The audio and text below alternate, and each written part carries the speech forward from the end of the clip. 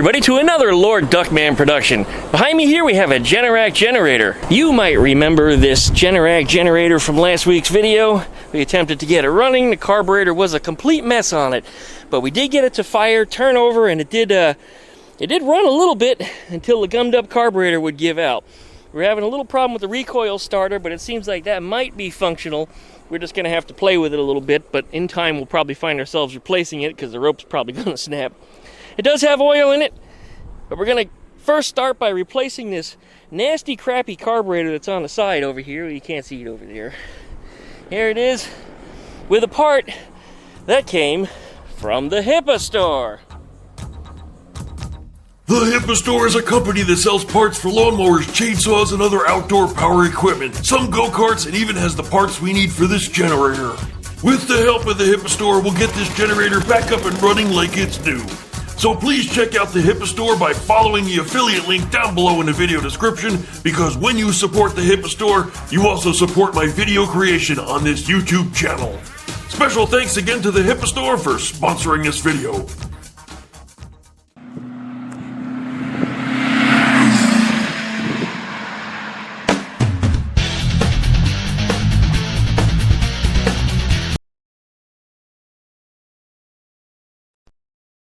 Go ahead and start and see what we've got here from the HIPA Store. Inside this box should be our carburetor, which looks like it's a little bit bigger of a box than I would expect it to be, and that's why. And an air cleaner is in there too.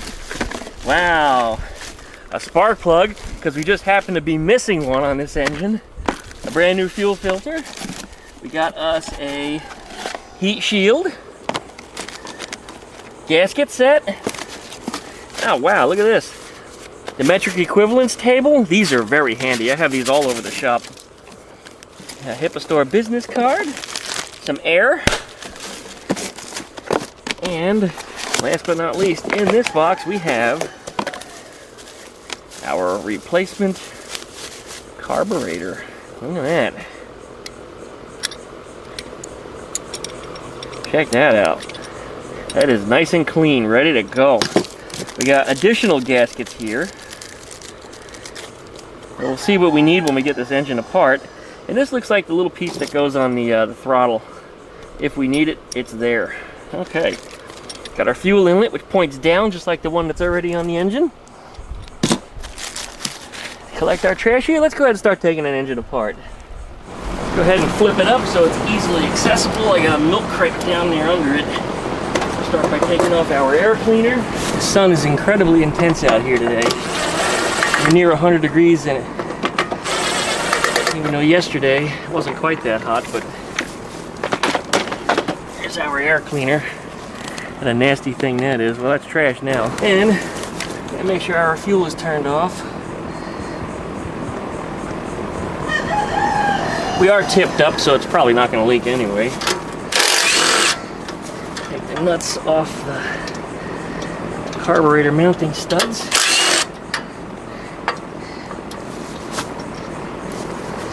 Pull this right off of here. I think we got a breather tube attached to it, but it'll let me get it out of the way. There's a fuel line right here, needs to come off.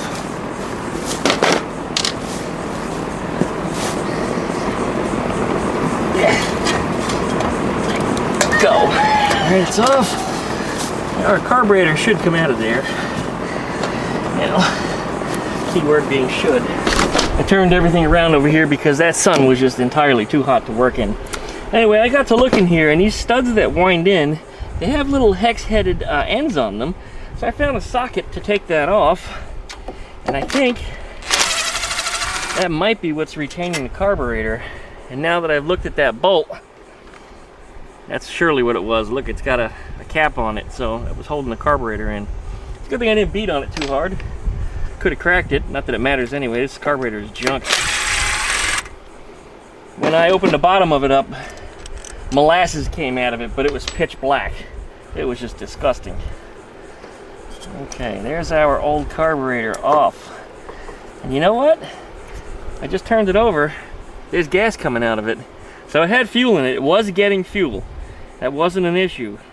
I would say all the little jetting and passageways and everything is just all plugged up with that black goo. Tacky, you can see some of the black goo right there. Well, no longer an issue because this carburetor is going away. Now what we do have, we have the new heat shield that needs to go on first. You see how this one is bent, so I'll need to put the bend in the same spot. And this also appears to be the this feels like one of those graphite gaskets. It might be. Well, this will go in here just like that, so let's go ahead and try to make a straight edge on this here. I'm not even going to fold it, I'm going to kind of bend it like you see. Let's put a nice gradual curve in it. See if that fits. It looks like it's going to be a perfect fit. Alright, well good. Here's our new carburetor. And putting that on right? Yeah. Okay, before we get into that stuff, let's just make sure we got the correct throttle linkages on here, and it looks like it's all the same. This looks a little different, just a little bit different. We'll make sure that the choke engages on that properly when we put the air cleaner cover back on. Otherwise, HIPA claims these things are ready to go out of the box, that they're pre-adjusted, and in my experience, they have been. So, this one may be ready to go as is. So we're just going to wind it on and see what comes out.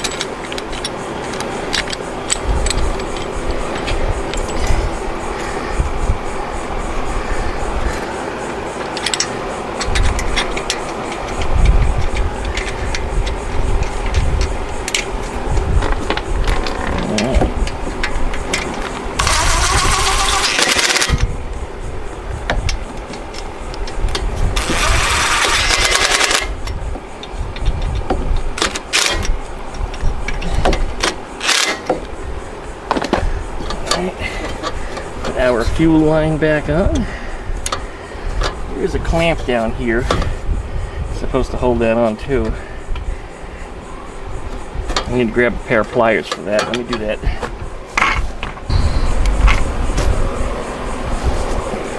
Okay, here we go. Put that hose clamp back up. Good, fantastic. This can go back up into place. Looks like we're missing a screw down here. Something that I didn't remove that was never there. This nut goes on there. And this nut, you know, actually we don't need this to run it. It'd be a whole lot easier to prime it and get it started with this off. And then when we know everything runs, then we can install that all back on there. So we're going to leave those off for the time being. We'll come back to that. But we do need to remove this skeezy fuel filter that's on here.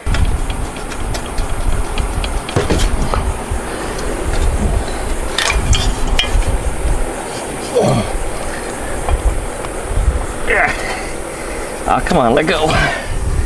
Let go my ego. Oh, shit. Fuel line just cracked. I guess we're going to cut a section of it out. Good thing to notice that now.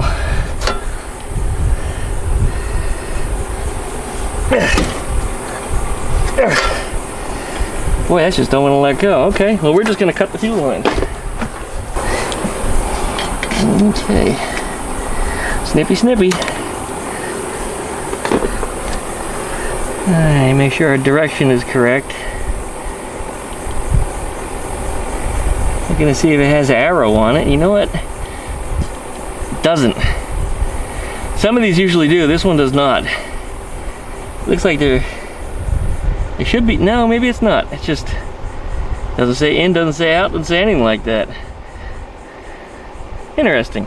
Anyway, we know, looking by this one, if they're designed the same, that's going to go on that way. So we'll put this in here. And we'll put that down in here. Can't get my hands in there because they're too big. Of course. I wonder if you guys could even see that.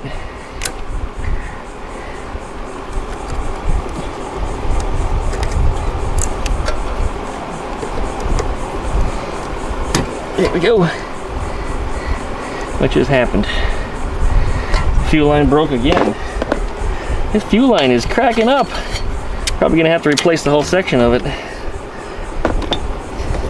Well, maybe that gets it. Let's see.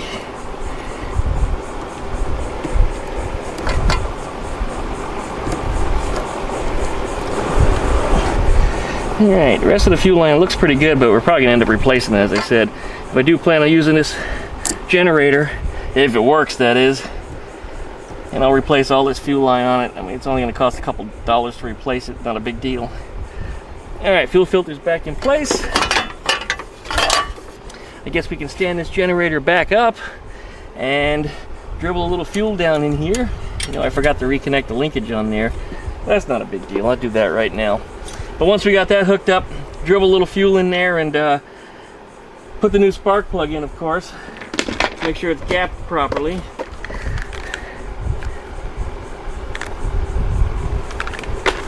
And then this thing should be ready to start.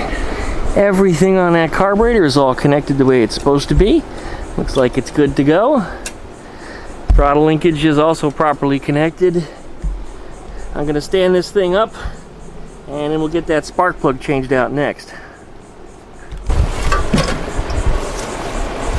Alright, you guys get a good look at my divot at the same time.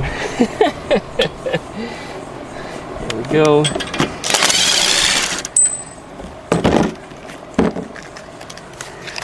Gotta love the HIPA has their own plugs. Yeah, I suspected that the one that I had was the right one, and it is. It's just it's a little bit hotter of a plug. The electrodes stick out a little further. Alright, I'm gonna go take this and get it gapped. Be back in just a minute. Alright, ready to go in, and we need a different spark plug cap. Alright, I'll go grab that too. Alright, ready to go.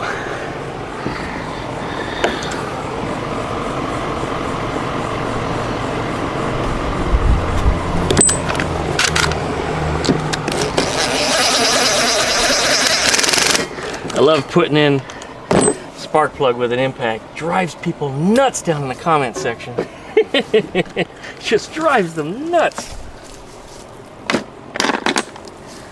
Alright, heat that back up. Just gonna put a little dribble in here. Not much left in this can. Oh, is that a dribble? Yep, that's a dribble. Alright. Currently it's not choked because the choke is covered by the air cleaner, but because I did dribble enough fuel in there, it's probably going to choke itself. So flip this back up. Hopefully the fuel don't dump out. It did.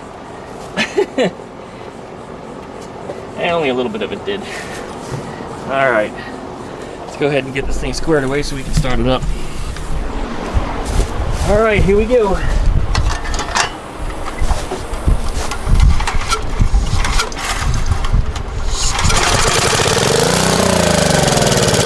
That was really easy to start, but it didn't keep running. Probably because the bowl in that carburetor is not full yet. Oh, you know what else? It's also because I didn't turn the damn fuel on, because I am a moron. I am a damn moron. That started way too easy though. That was silly. That was really silly. Now if only the pull starter would be reliable. Come on, recoil.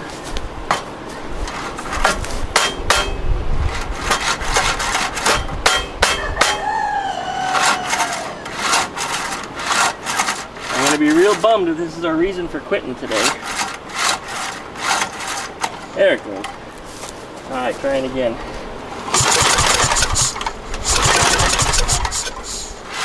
Ah.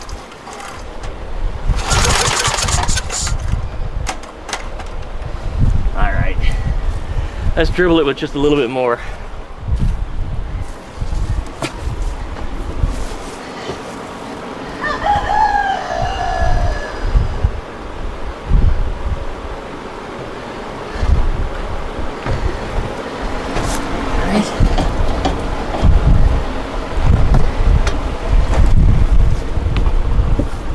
There goes nothing.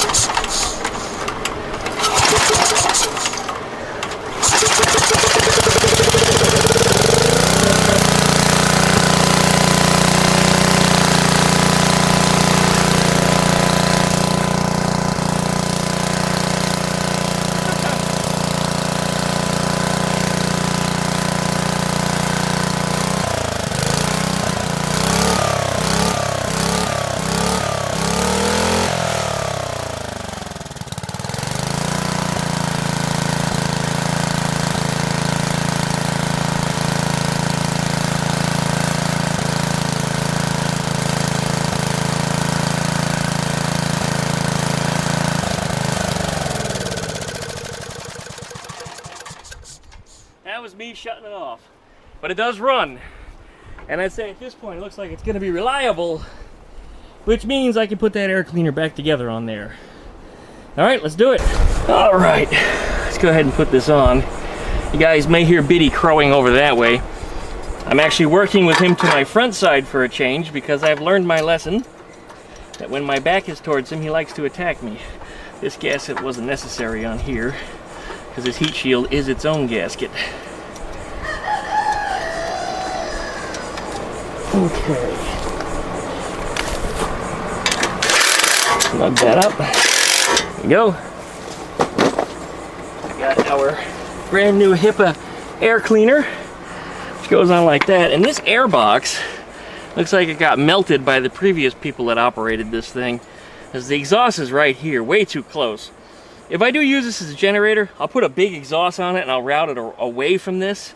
Having those two things so close together kind of is a big no-no. I mean, for not anything else, the fact that it could recycle the exhaust back into the intake. So, yeah, I guess that's kind of a no-no. I wouldn't have designed it that way myself. Alright, snug this cover back up. There we go. That should get us there. I guess now we're going to plug in something electrical and see if the dynamo works.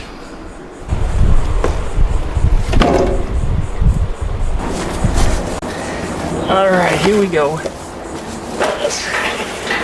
Yard fan. Plug in. Shove it in the end of the generator here.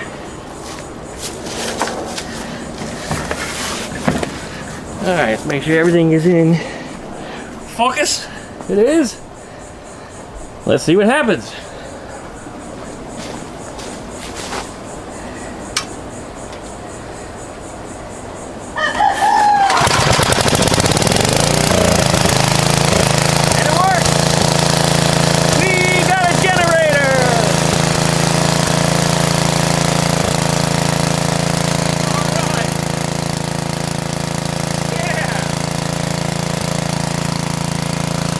I really wanted to have an 11 horsepower engine for a go-kart though. But this is nice. It's hurricane season here in Florida, so it's a good idea to have this thing operational. So I'll wheel it into the shed and I'll keep it ready to go in case I do need it. So this is great.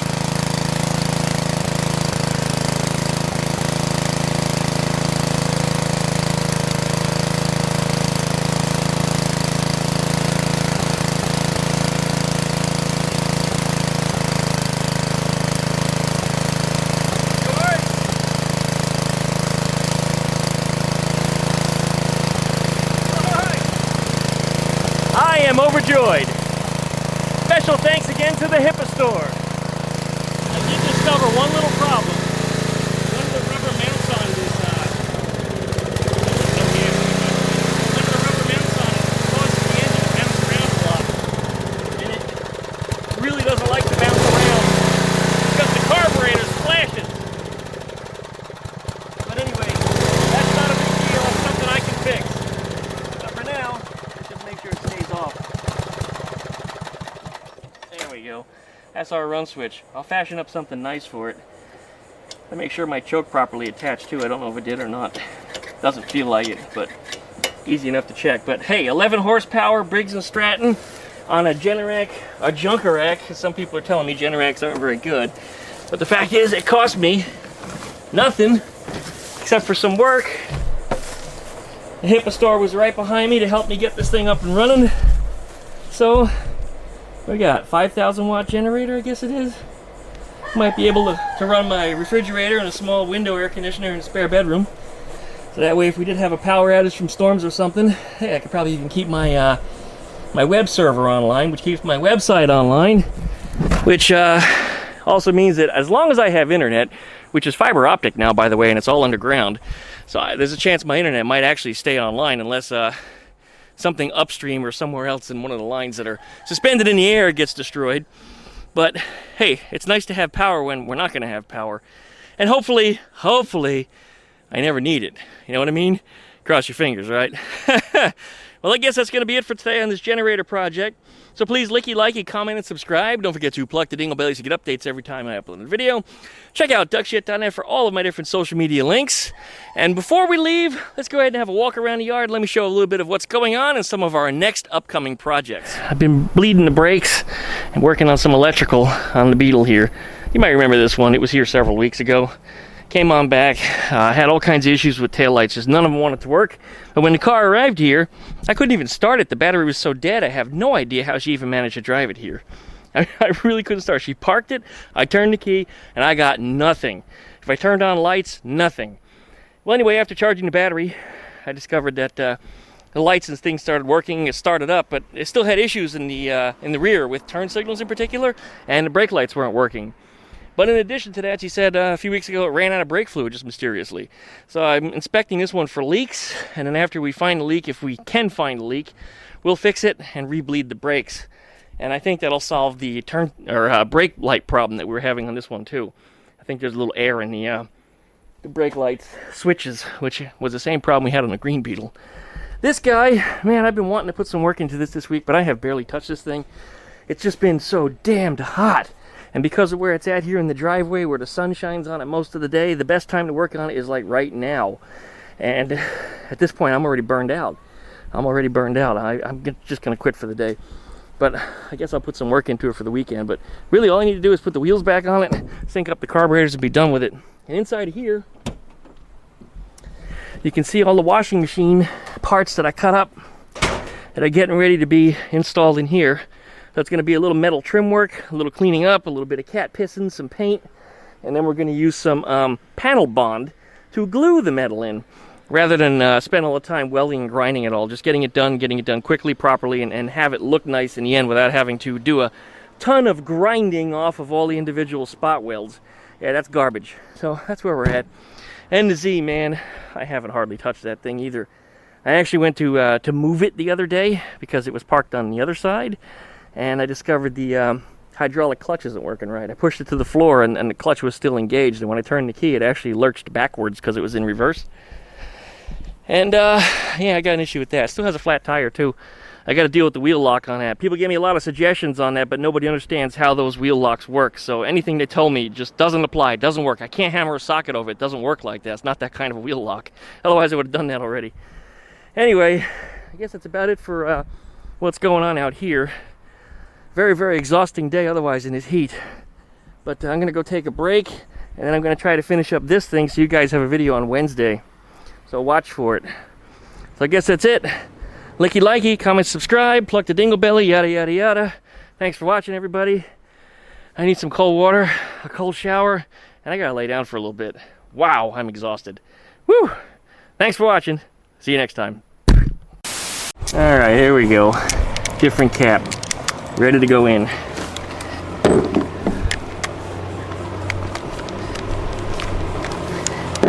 Ah! And it's gone.